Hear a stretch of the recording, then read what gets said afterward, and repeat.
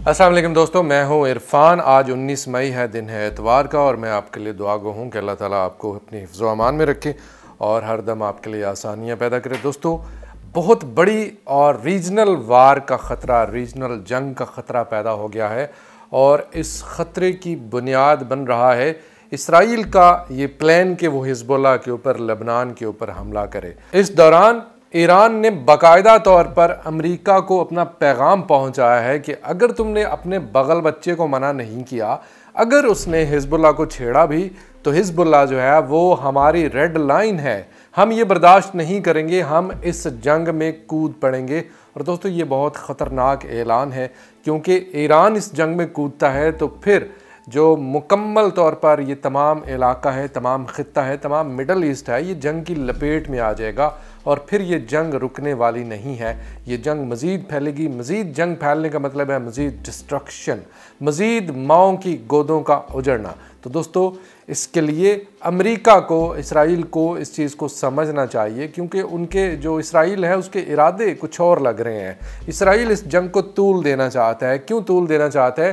ताकि ईरान और अमेरिका आमने सामने आए। इसराइल बीच से बेशक हट जाए, इसराइल बेशक बीच से हट के तमाशा देखे, लेकिन अब ये होने वाला है कि ईरान ने बाकायदा तौर पर अपना पैगाम अमेरिका को पहुंचा दिया है, क्योंकि दूसरी तरफ हिज़्बुल्लाह के इरादे भी बहुत ही ख़तरनाक है। हिज़्बुल्लाह की ताज़ा तरीन जो कार्रवाई है वो आपके साथ शेयर करूँगा। उसमें किस तरह से, किस ब्लंट तरीके से उन्होंने इसराइली फ़ौजियों को वास्ले जहन्नम किया है, ये मुकम्मल रिपोर्ट आपके साथ शेयर करूंगा। लेकिन दोस्तों, इस वक्त इसराइल के अंदर से एक बड़ी अहम न्यूज़, एक बड़ी अहम डेवलपमेंट आपके साथ शेयर करना चाहता हूं। दोस्तों, बेनी गेंट्स जो कि अपोजिशन लीडर भी है, जो कि नेतन्याहू का सख्त तरीन मुखालिफ है, उसने अपनी कुछ डिमांड्स नेतन्याहू के सामने रख दी हैं और कहा है कि ये हमारी डिमांड्स हैं, तुम और तुम्हारी जंग जाओ भाड़ में। हमारी डिमांड्स अगर पूरी नहीं होती तो फिर तुम्हें इसके नताइज भुगतना पड़ेंगे। दोस्तों, इसमें नताइज, इसमें जो डिमांड्स हैं उनमें सबसे पहली चीज़ जो सर फहरिस्त है वो है यरगमालियों की वापसी। इसके बाद दूसरी चीज़ है कि हमास का रोल ख़त्म हो जाए और इसराइली सिक्योरिटी जो है वो इस कंट्रोल को संभाले। तीसरी चीज़ जो है वो यह है कि इसराइली सिक्योरिटी कंट्रोल के साथ साथ अमेरिकन, यूरोपियन, अरब, फ़लस्तीनी एडमिनिस्ट्रेशन हो जो गज़ा स्ट्रिप में सिविलियंस को मैनेज करे और एक ऐसी मुतबादल गवर्नमेंट की बुनियाद रखे जिसमें हमास और महमूद अब्बास ना हों। अब यहाँ पर इस शिक में जो महमूद अब्बास के ना होने का ताल्लुक है, महमूद अब्बास ने बड़ी कोशिश की है, पूरी तरह से अपनी लॉयल्टी, अपनी वफ़ादारी को निभाने की कोशिश की है कि मैं तुम्हारा वफ़ादार हूँ। जो कुछ मैं कहना चाह रहा हूँ आप समझ गए होंगे कि मैं तुम्हारा वफ़ादार हूँ, फिर मुझे क्यों साइड लाइन किया जा रहा है। तीसरी डिमांड यह है कि 1 सितंबर तक नॉर्थ में जो इलाका, जो लेबनान का साउथ इलाका है और इसराइल का नॉर्थ का इलाका है, जो बॉर्डर का एरिया है, जहां पर जिस वक्त हिज़्बुल्लाह ने धावा बोला है, वहां से तमाम सेटलर्स को वहाँ से मजबूर कर दिया है कि वो वहाँ से निकल भागें और वो इस वक्त सेंट्रल जो इसराइल है वहाँ पर जाकर बसे हुए हैं। तो इसमें कहा गया है कि 1 सितंबर तक तमाम नॉर्दर्न जो रेजिडेंट्स हैं वो वापस आ जाएं और वेस्टर्न निजीव जो है उसको मुकम्मल तौर पर रिस्टोर। निजीव जो है, वेस्टर्न निजीव जो है, that is a big desert of Israel and Palestine. और इसका मतलब इसमें ये कहा जा रहा है कि जो वेस्टर्न निजीव है वो मुकम्मल तौर पर रीस्टोर हो जाए, वहाँ के शहरी जो हैं वो एक नॉर्मल ज़िंदगी बसर कर सके। लेकिन हिज़्बुल्लाह के होते हुए और गज़ा जंग के जारी होते हुए ये मुमकिन नज़र नहीं आ रहा। दोस्तों, चौथी डिमांड है कि सऊदी अरब के साथ नॉर्मलाइजेशन की जाए। ये सबसे ख़तरनाक डिमांड है और एक ख़तरनाक प्लान सामने आ रहा है। सऊदी अरब के साथ नॉर्मलाइजेशन की जाए जिससे अरब और फ्री वर्ल्ड से इत्तेहाद मुमकिन हो सके। यानी अरब ममालिक जो ऑलरेडी, काफ़ी सारे अरब ममालिक इसराइल के साथ हैं ऑलरेडी, जिसमें यूएई है, जिसमें जॉर्डन है, जिसमें इजिप्ट है और जिसमें और भी काफ़ी सारे इसमें शामिल हैं। तो अरब ममालिक और फ्री जो वर्ल्ड है उससे इत्तेहाद मुमकिन हो और इस तमाम इत्तेहाद को ईरान के ख़िलाफ़ इस्तेमाल किया जा सके। तो दोस्तों, ये है इनका प्लान। पाँचवीं जो उसकी तजवीज़ है, पाँचवीं जो उसकी डिमांड है वो है कि एक ऐसी सर्विस जो है, एक ऐसी सर्विस आउटलाइन उसमें बनाई जाए। ये छठी है, जिस एक ऐसी सर्विस आउटलाइन हो जिसमें तमाम इसराइली स्टेट को सर्व करें और नेशनल जो इंटरेस्ट हैं उनका ख्याल रखें। दोस्तों ये थी बेनी गैंट्स जो है इस तरह के उसने अपने डिमांड सामने रखी हैं। इसके अलावा उसने एक और बात भी की है इन डिमांड्स के अलावा। उसमें कहा है कि इसराइली उसमें ये जो बेनी गैंट्स है वो कह रहा है कि नेतन्याहू तुम्हें जीत और डिजास्टर दोनों में से किसी एक को चुनना होगा, जिसमें कहा गया है कि 6 जून तक जंग का आइंदा आने वाली जंग जिसमें तुम लड़ रहे हो उसका मुकम्मल लाया अमल हमें इन रिटन फॉर्म हमें दिया जाए।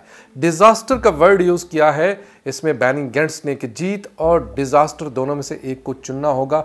जीत की सिर्फ कोशिश की जा सकती है, जीत की कोशिश कर रहे हैं, लेकिन डिजास्टर जो है वो दैट इज हैपनिंग, डिजास्टर हो चुका है। डिजास्टर का ताल्लुक जो है वो इसराइल के अंदर जो चीज़ें चल रही हैं उनके साथ है। इसराइल की कनेस्ट का एक मेंबर उसने क्या कहा वो आपके साथ शेयर करता हूं, जिससे आपको पता चलेगा what is disaster, how this disaster is going to be happen in Israel. Knesset member, Israel की अपनी पार्लियामेंट का एक मेंबर जिसका नाम है राम बिन बाराक, उसका क्या कहना है? उसने कहा है कि गजा के अंदर जंग बिल्कुल एमलेस है, इसका कोई मकसद नहीं है, and we are clearly losing it, और हम इसको वाज़े तौर पर हार रहे हैं। फिर ये कहता है कि हमें उन्हीं इलाकों में बार बार लड़ना पड़ रहा है जिन इलाकों को हम अपनी तरफ से फतह करके निकले हैं, वहां पर हमास की दोबारा वापसी हो जाती है और हमें उन्हीं इलाकों में बार बार लड़ना पड़ता है। फिर ये कहता है कि हम मजीद फौजियों का नुकसान करते हैं उन्हीं इलाकों में लड़कर। फिर ये कहता है कि हम इंटरनेशनल स्टेज, इंटरनेशनल जो सपोर्ट है उसको हम लूज कर रहे हैं, और मजीद कहता है कि हम अमेरिका के साथ ताल्लुकात को खराब कर रहे हैं और हमारी इकॉनमी मुकम्मल तौर पर तबाह हो चुकी है। मुझे एक चीज दिखा दो जहां पर हम जीत रहे हैं। ये है कनेस्ट मेंबर का बयान जो कि उसने वाज़े तौर पर दिया है, और यहां से आप अंदाजा लगाएं कि व्हाट इज डिजास्टर। दोस्तों हिजबुल्लाह के मुताल्लिक मैंने स्टार्ट में आगाज में एक बात बताई थी कि उसने जो तबाहकुन कार्रवाई की है उसके मुताल्लिक आपको बताऊंगा, तो सुन लीजिए। दोस्तों नॉर्थ इसराइल में हिजबुल्लाह ने इसराइली हैमर मिलिट्री व्हीकल को गाइडेड मिसाइलों के साथ अल मलाइकिया साइट जो है वहाँ पर इसको निशाना बनाया है। इस मिलिट्री व्हीकल को जब निशाना बनाया गया गाइडेड मिसाइलों के साथ, तो ये मिलिट्री व्हीकल मुकम्मल तौर पर तबाह हो चुकी। इसमें जो फौजी सवार थे तमाम के तमाम जल कर राख हो गए। और इसके बाद क्या हुआ, असल कार्रवाई इसके बाद की है, जब ये इसमें तमाम बंदे जो हैं वो मारे गए। उसके बाद मज़ीद फ़ौजी इकट्ठे हुए वहाँ पर नुकसान का जायज़ा लेने के लिए कि कितने फ़ौजी मारे गए हैं, कोई बचा है या क्या सीन हुआ है, कितना नुकसान हुआ है। तो इनके ऊपर जब ये फ़ौजी वहाँ पर इकट्ठे हुए तो इनके ऊपर हिजबुल्लाह ने आर्टिलरी के साथ फायरिंग शुरू कर दी, और इससे मज़ीद बहुत ज़्यादा जानी नुकसान की इतलात हैं। और दोस्तों इन सारे मामलात के बीच में जहाँ पर ये तमाम डेवलपमेंट्स चल रही हैं, और इनके बीच में एंटनी ब्लिंकन जो कि सेक्रेटरी ऑफ द स्टेट हैं यूएसए के, उनका बड़ा अहम बयान आ जाता है इस मौके के ऊपर। एक तरफ जहां पर इसराइल ये प्लानिंग कर रहा है कि रफ़ा के अंदर किस तरह से ऑपरेशन किया जाए और रफ़ा के अंदर किस तरह से हमास का कलाकामा किया जाए, वहीं पर एंटनी ब्लिंकन का बयान आ जाता है जिसने इसराइल की मुकम्मल तौर पर कमर तोड़ कर रख दी है। एंटनी ब्लिंकन कहता है कि तुम रफ़ा के अंदर दाखिल होकर हमास को हरगिज नहीं हरा सकते, यानी तुम हमास के खिलाफ जंग लड़ रहे हो, लेकिन अगर तुम रफ़ा के अंदर दाखिल हो गए तो फिर तुम कभी भी हमास को नहीं हरा सकोगे। इसराइल इस बयान को लेकर बहुत परेशान है। दोस्तों ये थी इस वक्त तक की कुछ ताज़ा तरीन अपडेट इसराइल पैलेस्टाइन जंग दुनिया भर की खबरों से मुताल्लिक आपके साथ मैंने शेयर की ताज़ा तरीन अपडेट्स। वीडियो कैसी लगी कमेंट सेक्शन में राय का इजहार ज़रूर कीजिएगा, और वीडियो अच्छी लगे तो वीडियो को ज़्यादा से ज़्यादा ग्रुप्स में अपने दोस्तों के साथ, दुनिया भर में दर्द दिल रखने वाले लोगों के साथ ज़रूर शेयर कीजिएगा। खुदा हाफिज़।